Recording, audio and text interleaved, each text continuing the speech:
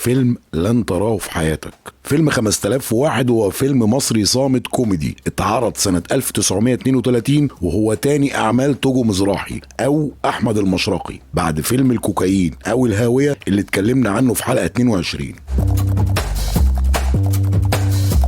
توجو مزراحي اللي كتب القصة والسيناريو وأخرج الفيلم. اللي صور الفيلم الفيزي أورفانيلي. كان معاه في الفيلم الكوميديان اللي اتنسى شالوم اللي كان من اكتشاف توجو مزراحي واللي اشتغل معاه في أول فيلم ليه الكوكايين. شالوم ممثل مصري من أصل يهودي مواليد سنة 1900. شالوم عمل سلسلة أفلام باسمه شالوم الترجمان، شالوم الرياضي. الشخصية قريبة من شارلي شابلن. عمل أفلام قليلة ولظروف السوق اختفى في فترة طلع فيها علي الكسار. المنتجين والمخرجين حتى توجو نفسه اللي اكتشفه ما بقاش يجيبه.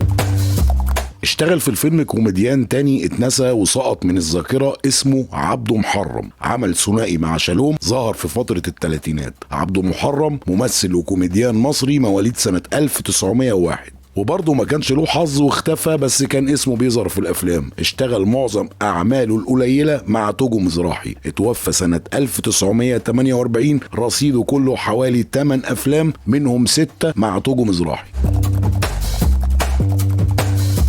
قصة الفيلم: شالوم شاب فقير وفاكر انه هيستريح لما هيبقى غني. بيشتري ورقة يناصيب رقمها 5001 على اسم الفيلم. بتحصل معجزة وبيفوز وبينهال عليه المشاكل وحياته بتتحول لجحيم وبيتمنى يرجع فقير تاني من غير مشاكل.